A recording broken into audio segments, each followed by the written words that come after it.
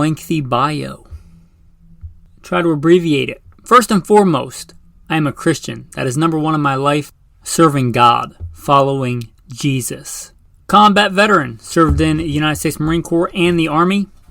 Also law enforcement veteran, private contractor, state rifle and pistol champion. Pretty succinct. You want to support? Go to Patreon. Should be a link in the show notes. Boom. Saddle up for today's episode.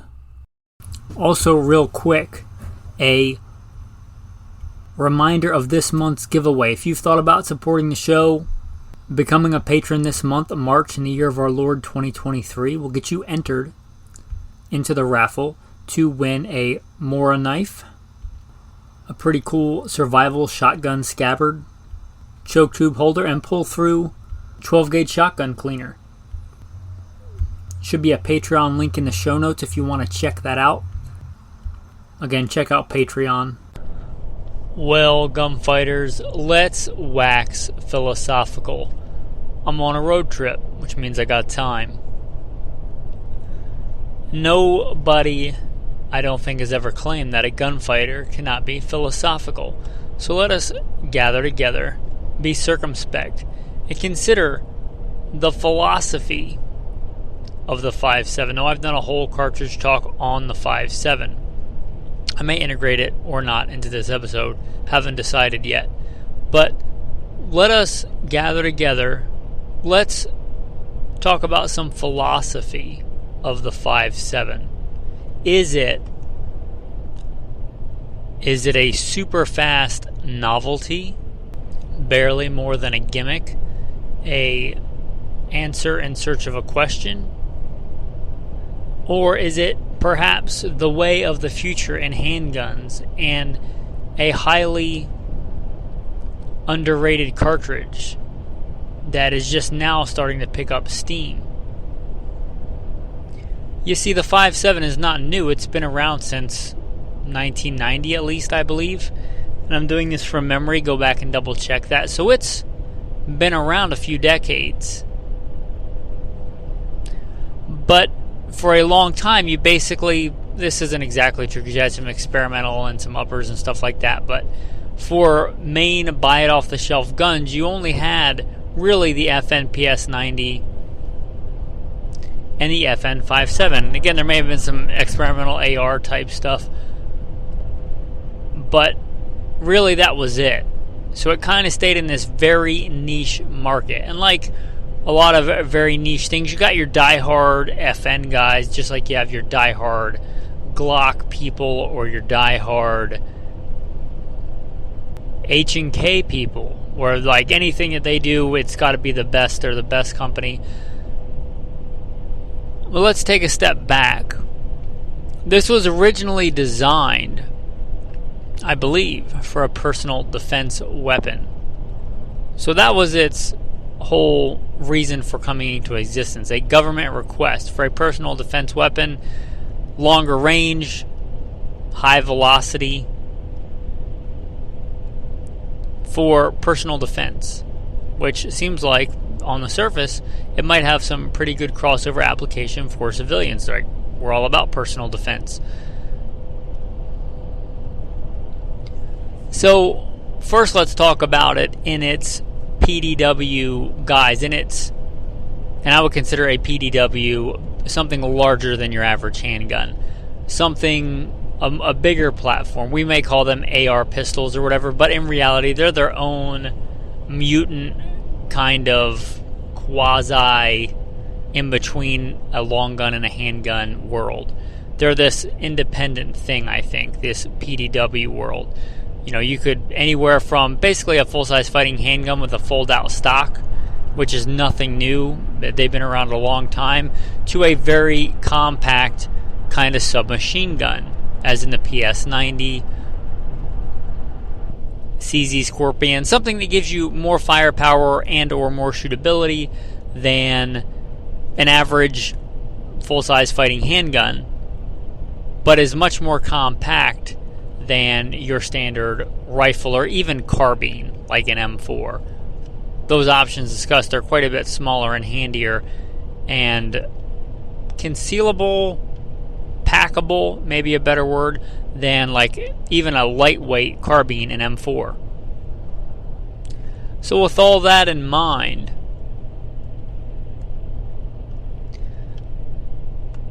you could do that with a 9mm. You could do it with a 40 Smith & Wesson, a 45 ACP, even a 32, as in the Scorpion. Why the 5.7? Well, the 5.7 gives a much smaller projectile at a much higher velocity. I don't think that's news to anybody out there. You're talking very light projectiles, 20-something, 30-something, 40 grain. That's light even for projectiles for the 5.56, which is known for being a lightweight, high-velocity projectile. Now, you're not getting quite the power of that, but you're in that world of a bottlenecked, high-velocity, light-for-caliber weapon. Kind of that same velocity, high-velocity, small projectile kind of philosophy that you get with the 223 5.56, but it's scaled down even further. And I think it's no surprise that in its original guise for military, law enforcement, and we have a much more clear distinction here in America because of Posse Comitatus and things like that versus some other countries. You know, European countries, South American countries, they run a far different, let's say, grayer line between military and law enforcement roles, I think, than we do. We have a pretty clear distinction where, except for National Guard, you know, American military does stuff on foreign soil and law enforcement polices stuff here at home. But other countries and stuff have kind of crossover roles, anti-terrorism, stuff like that. But in a military police guise, they don't have to abide by American NFA rules and restrictions. The 5.7 in a full auto, there's no question of its effectiveness as in PDW in a full auto, I don't think. 9mm doesn't have a lot of recoil, but if you've ever, fired a HK MP5, it does have some recoil.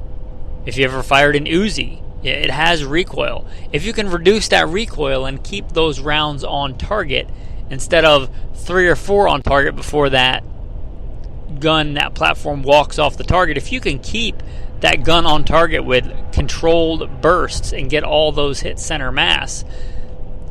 What was that quote? I think one of the Soviet leaders, it's attributed to him, maybe Stalin, I don't know. I'm not hip on all the Soviet sayings, but quantity has a quality all its own. And when you go dumping, let's just say a dozen ice pick style projectiles into somebody's torso, even if they're ever so small, that's going to be traumatic, to put it mildly.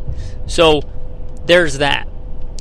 So you kind of get rid of that for the American civilian, right? Because we don't have access to full auto P90s.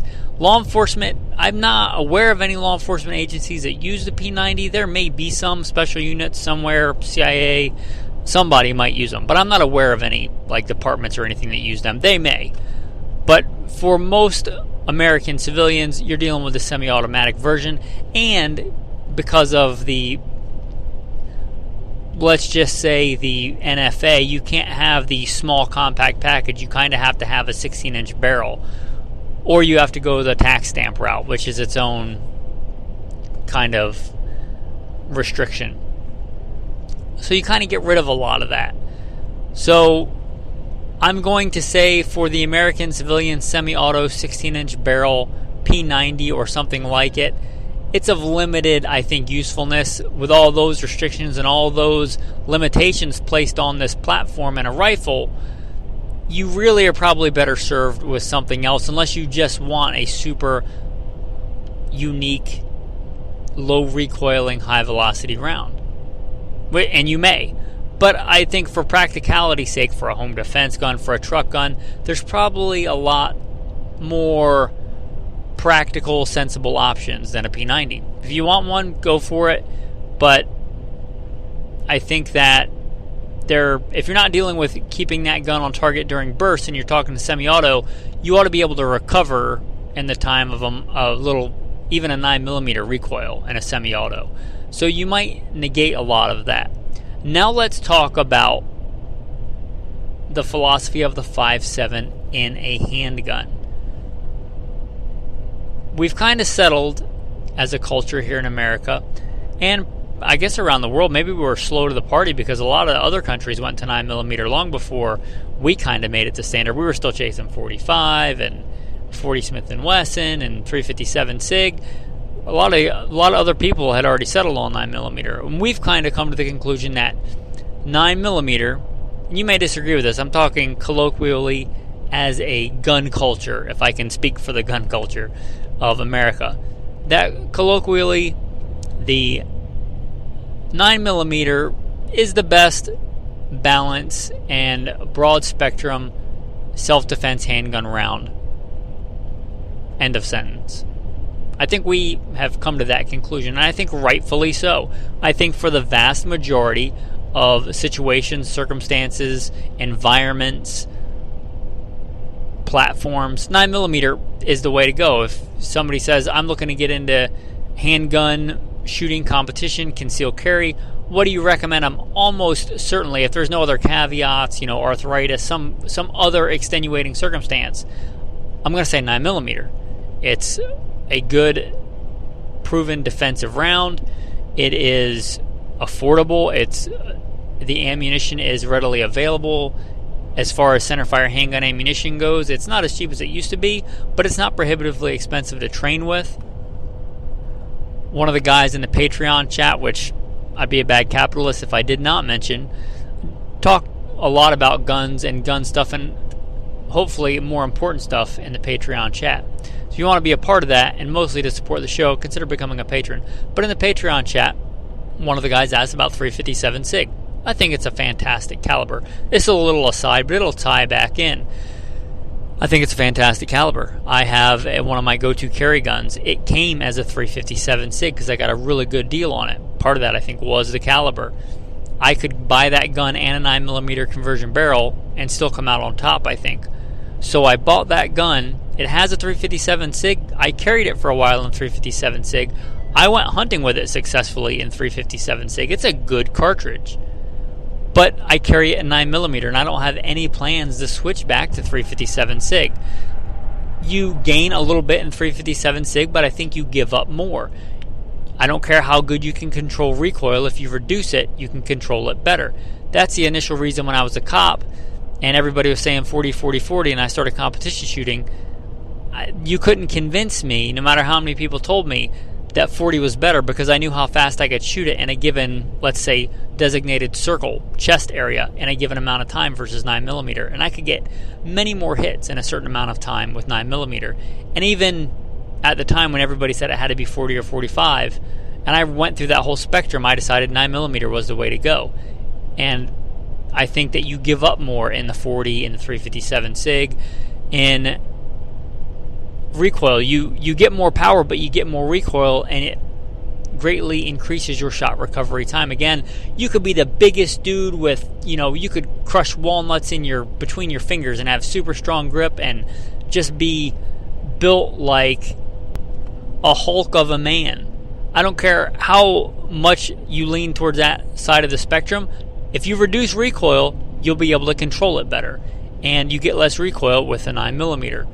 Again, it's kind of that good balance. And if you get good, solid, technologically advanced projectiles, it's a fine defensive round. With that being said, why? Why would anybody even consider the 5.7? Why is 5.7 picking up speed? Let me be honest with you here. A lot of people, I think, that buy a 5.7, I'm just going to be honest. We are a culture here of, I would say, more Amazonians sometimes than Americans. We want to just buy and click our way into happiness. We want to buy the next shiny thing. We want to just purchase something to fix a problem instead of actually improving ourselves to fix a problem. And that goes deeper than the discussion of this. But I think a lot of the reason 5.7 is picking up steam is boredom. 9mm is great, it's awesome, it works, it's affordable, it's reliable. I think a lot of people are just bored with it. I think the vast majority of people that are buying 5.7s are doing it strictly out of novelty and boredom. You get mad at me if you want, maybe that's not you. But I got to imagine a lot of people that are buying the 5.7s in the last 5 years or so are buying it out of novelty. And I don't begrudge them that. If you have expendable income, you're not taking food out of your kid's mouth, and you want to go buy a 5.7 just to have fun with it, have fun with that, right? It's a fun round to shoot. It, going back to that less recoil, that's a real thing. So, fun to shoot. There you go. I would say if you want that, go with 22 long rifle, but hey, I'm not going to begrudge you if you want a cool whiz-bang thing.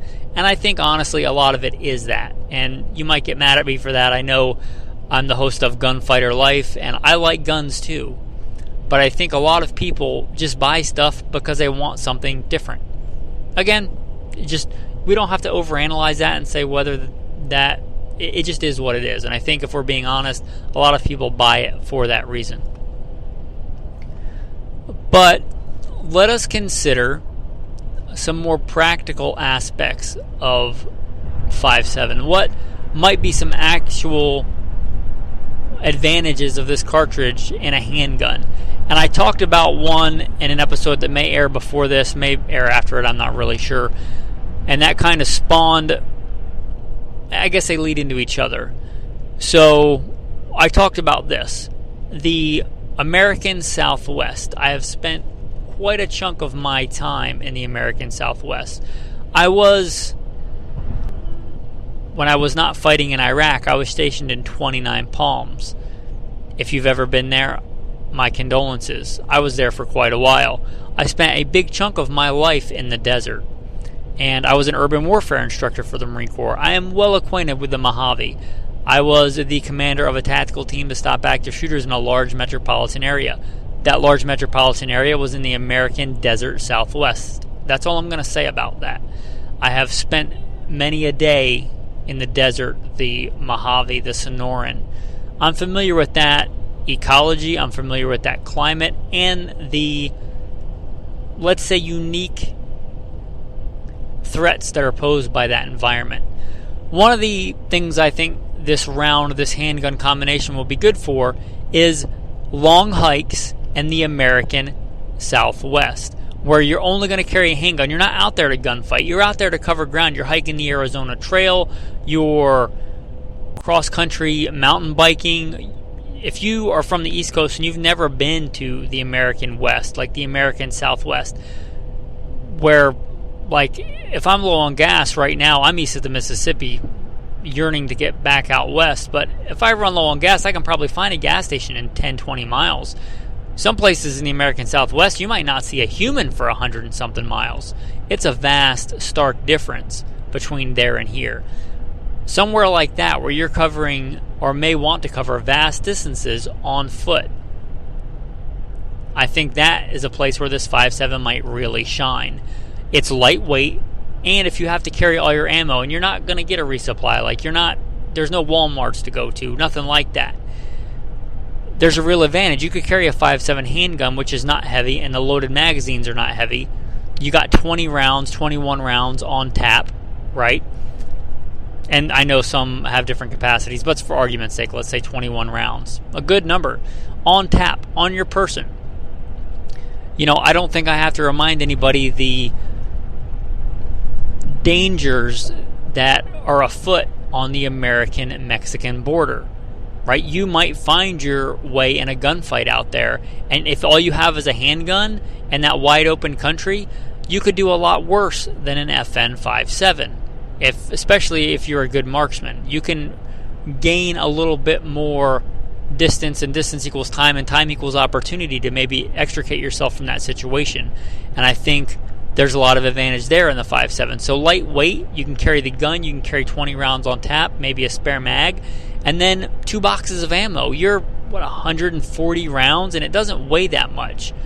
Whereas if you tried to carry a Glock 17 with 140 rounds, you get what I'm saying. That's a lot more weight. And even if you say that's too much ammo, I don't want that much. Even just a spare box. Let's say you had the gun and, 3 mags. That's 60-something rounds in a 5.7.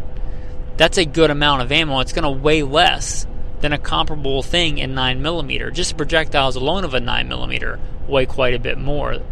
So there's a real advantage there if you're hiking long distances on foot. And the Southwest, if you're talking about critters that you might encounter, yeah, I know there are jaguars in the American Southwest and in Arizona, but they're really, really rare. There are mountain lions, there are javelina, there are, in certain places, wild hogs. There are a lot of coyotes, rattlesnakes, things like that. 5.7, fine. You might argue there's better options, but it's not a horrible option.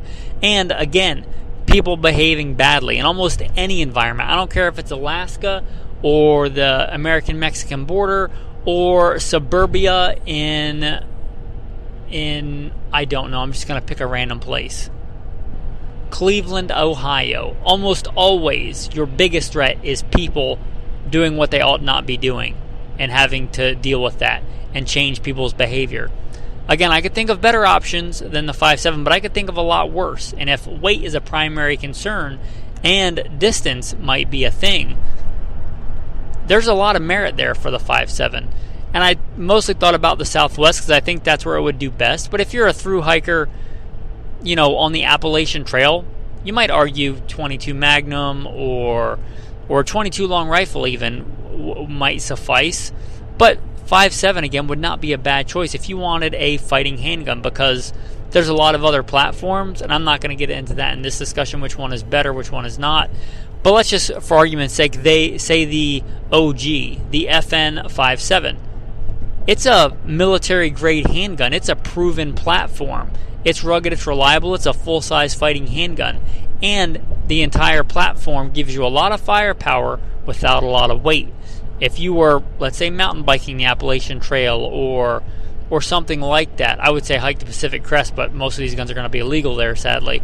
So a long through hike, the Continental Divide Trail, something like that, where you're going mass distances on foot. Also, let's just throw on the peanut butter and chocolate hitting the fan scenario. Let's say that you've decided that you're going to have to bug out on foot, or you've decided that it's very likely that in a really bad scenario, your entire system is going to become man-portable at some point. Gas runs out, electronics go out, whatever the case is, you got to carry stuff on foot. There's a big power-to-weight ratio advantage in the 5.7. It's a lot of power with a little bit of weight. It's not better than the 9mm, I don't think. But I do think that it's a better power-to-weight ratio. So if you look at what 2 boxes of your most common 9mm ammo weighs, both in expense in weight and expense in size, 2 boxes of 9mm is not small or trivial amount of weight, let alone 4 or 5 boxes if you're hiking food and a canteen cup and water and medical supplies. A gun and ammo is just part of that. Ask the average grunt, as I was one, all the stuff they carry. The guns and ammo doesn't take up the majority of that. You have a lot of other stuff you have to carry and survive. So if you're talking about, after all the other stuff you have, I don't know, let's just pick a number, 15 pounds allotted to ammunition. You can carry a lot more 5.7 in that 15 pounds than you can 9mm or even 223. I'm not telling you it's a better choice. I'm saying it's a viable, real, philosophical, and maybe one day practical application for the 5.7. If you said, I am ready for the big bug out, and I've decided that packing an FN 5.7 full-size fighting handgun on my side, concealable, so that I am more discreet, and having one of those really small AR type platforms, CMMG Banshee or something in 5.7 in my pack or in a scabbard on my back with, let's say, 400 rounds, 500 rounds of 5.7 ammo, which I think would totally be a reasonable loadout. I'd say that's a well thought out and informed decision. I'm glad that you thought about it beforehand and didn't just grab whatever you had because you had a bunch of stuff that looked cool and had cool Cerakote jobs. I'd say good job planning that out. I would say that is a fine, practical, and pragmatic use for the FN 5.7. And that's what I'm talking about. I think there are some niche applications where the 5.7 makes a lot of sense. let's talk about a much more common day-to-day one. Hunting. I love handgun hunting. I don't think that 5.7 is a good deer round. I just don't. I think if I made a list of top 100 deer rounds, I could think of 100 better ones than the FN 5.7. But there's a lot of other cool things to hunt. I often tell people, if you want to get into hunting, please don't start with deer hunting. There's so many other things you can hunt and learn so much more and get a lot less discouraged. Even a good hunter can hunt a lot. Even a good hunter can go out in a day and day after day and not get a deer or an elk or something like that. There's a lot of other ways and things you can get started hunting. And if you want to get started handgun hunting, I just, tonight for the fun of it, stalked up on a possum. Just for fun, didn't kill it. If I wanted to, I probably could have killed it with my bare hands. I got so close to this possum in the mangrove swamps. It is what it is. And for hunting smaller or medium small game, you want the challenge of hunting coyote with a handgun. 5.7 is a fantastic choice. You want to hunt rattlesnake with a handgun. You want to hunt a myriad of other things. You like coon hunting with dogs, and make sure all this is legal wherever you are. I love coon hunting with dogs. I love running around at night with a light, a headlamp, an old school lantern, in the woods, whatever the case may be. Chasing after dogs that are treeing an animal, hounds, is a magnificent thing. And if you said, I want to do that with a handgun, I'd say 5.7, fantastic, practical choice. It's good for that. It's a great round for that size of animal. Even with the cheaper ammo, like whatever the Hornady red tip ammo is, it would do fine on that size game, I think. For, your coons, your possums, your fox, that would be a challenging hunt, I think, hunting fox with a handgun. So that's a real world practical application. You just want the challenge of handgun hunting, and I love handgun hunting. I like it for the challenge. And you want to hunt something other than deer. I think if you're going to hunt deer, go with 357, 44 mag, or another larger centerfire caliber. But if you want to hunt other things with a handgun, the 5.7, that's a real practical application for that. Now, let's talk C.C.W. I would not argue with somebody that shot and trained with their carry gun if they decided they wanted to carry a 5.7. I think it's totally legit. I won't argue with somebody if they have well thought out and reasoned arguments why they carry a 22 Magnum or 22 long rifle. I am not going to tell you that 22 long rifle is the best defensive caliber, nor 22 Magnum, nor 5.7. I don't think any of those are better than 9mm or 45 or 357 Magnum. But I think for the person that is going to shoot and train with that gun and use it, it's much better than not having a gun. And for somebody, I think there's two people that would really ring out a vast benefit, because you talk about recoil. For a beginning shooter where recoil is really an issue, and there's more to recoil than just felt recoil. The acoustics FN 5.7 can be quite a bombastic round. Bombastic is probably a good word to describe that. It can be very boisterous. It can be a loud, obnoxious round. For somebody that noise bothers them, this would not be a good choice. But for somebody where the actual physical felt recoil is an issue, that's the most that they're going to be comfortable with, then that's way better than them not carrying a gun, right? So if they're comfortable shooting that and they can shoot it without having to adjust their grip, and they're fine with that amount of recoil, the noise doesn't bother them, and the recoil is gentle enough that they find it advantageous, by all means, carry a 5.7. Don't let anybody tell you you're undergunned, because it's a lot better than having no gun. I applaud you for being a well-armed, responsible American. Almost on the other end of that spectrum, the guy that's really good, that can shoot really fast. I love competition shooting. One of my favorite competitions is Steel Challenge. I love Steel Challenge. or all steel matches, man-on-man steel matches. If you want to see drag racing with a handgun, go look up a steel challenge if you've never shot one, aren't familiar with it, and go look at the speed at which competitors run a steel challenge match. You go from 0 to hero real quick. You go from, slapping leather. Most times nowadays it's Kydex, but you get the expression. You go from slapping leather to putting 5 rounds on separate targets real fast. You're moving crazy fast, lightning fast.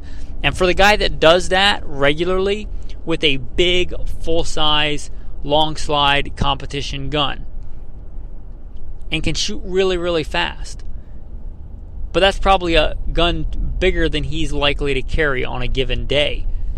If he can step down to a carryable gun, and I carry a full-size handgun, but it doesn't weigh nearly as much, and the 5.7, as we aforementioned, is light. It might be a large gun, but it's not a heavy gun. It wouldn't be a bad carry gun. This class of person that can shoot really fast and accurate, they could wring out a lot of advantage in a 5.7 because they can shoot crazy fast. They can have those really quick recovery and split times. They can get multiple hits on one target, or they can get multiple hits on multiple targets crazy fast. And they could step down to a lighter platform gun and still be able to do that. And I think that is a real advantage to the 5.7. Somebody that shoots Steel Challenge, shoots USPSA, but they're not going to be carrying their Glock 34 as a carry gun, for example, but they might carry the 5.7. They just like to go fast, and they can shoot fast and accurate, and they want a carryable, manageable weight of gun. I'd say that's a fantastic choice. There's a lot of merit there for somebody like that choosing a 5.7. And another practical use that I philosophized, on this trip, somebody that does road trips for their job quite frequently, and it's not feasible for them to carry a long gun. Maybe it's not their vehicle. Maybe they're going in a non-permissive environment. Maybe they are going with a group of people and all they can have is a small bag. But they still want to be armed, well armed. Again, you could fit a 5.7 handgun and quite a bit of ammunition, and it doesn't look like you're trying to smuggle bowling balls, right? It doesn't weigh a ton. If you had to do a long, let's say, several state trip, and for whatever reason you thought something might happen while you were on that trip and you needed firepower, you wanted a respectable round count without taking a big, bulky amount of space or weight. You're a courier, you're whatever you are, you're taking multi-state trips, couple of days, but you just can't, it's not feasible for you to have a long gun. Maybe consider the takedown gun episode, did a whole thing on takedown guns, but also a legit option would be a 5.7 handgun and a couple of hundred rounds. Again, a couple of hundred rounds of 5.7 is not like a couple of hundred rounds of 223 or a couple of hundred rounds of even 9mm. It is lightweight and compact. You might argue that it's better to have 150 rounds of 5.7 than it is to have 50 rounds of 9mm. And I wouldn't fault you for that. You look at the amount of space that 150 rounds of 5.7 takes up, it's probably comparable to that of 50 rounds of 9mm. And if that's all you're going to end up with, and you're states away from any of your other possessions really, except for what's in your suitcase, your luggage, your one backpack, yeah, I think you could do a lot worse than a 5.7, and let's just go with that number, 150 rounds. I think it's a good, solid, practical application for the FN 5.7. Anyway, those are some thoughts on the FN 5.7, some philosophy of what this cartridge is, why it's around, why it might be useful to you, why, even if you don't want to carry one, why some people may carry or may choose the 5.7. Tactical tip of the day. It's not going to be about the 5.7. It's going to be on a round we touched on, .22 long rifle. .22 long rifle makes a great training platform. Let's say you run a 9mm Smith & Wesson M&P, fantastic gun. You can get a Smith & Wesson M&P 22 and do a bunch of training with the 22. On range days where you're doing super high round count, those guns can get dirty real quick. One thing you can do, take your magazine and the brass that's in the magazine. Most .22 handgun magazines that I'm aware of have like a cutout in the middle. You can just take a small application you probably have in your range bag, some gun oil, just a drop or two intermittently throughout those magazines, especially when you're getting up in hundreds of rounds in a range day of .22. It just helps that cycle and keep that chamber lubricated, and it might keep that gun running quite a bit longer. If you want to take the time, take it apart and clean it, that's fine too, but just if you get into that point where rounds are starting to stick in that chamber, just a couple of drops of CLP or something like it, not on the bullets, but on the brass, especially the back of the brass. That tends to be, I think, a lot of times where it gets hung up. A lot of .22 long rifle is coated in wax, and a lot of times that can build up over time or get kind of gummed up in that chamber, and some of that CLP or something like it can really aid in that. I've seen that, there's nothing wrong with having malfunctions in training, but if you're having a malfunction every 2 or 3 rounds, that can get old real quick. So you put a couple of drops of this on the ammo in the magazine on the brass, and it can greatly, reduce the amount of malfunctions. If there's something else going on with your gun, it may not help, but if it's just dirty, you may think about doing that if you're on a range session with your .22 handgun. And for the tactical verse of the day, God resists the proud, but gives grace to the humble. Humble yourself, therefore, under the mighty hand of God, that he may exalt you in due time, casting all your cares upon him, because he cares for you. Be sober, be vigilant, because your adversary, the devil, prowls around like a roaring lion, seeking whom he may devour. Resist him. With that, gunfighters, I want to say thanks for listening and have a blessed day.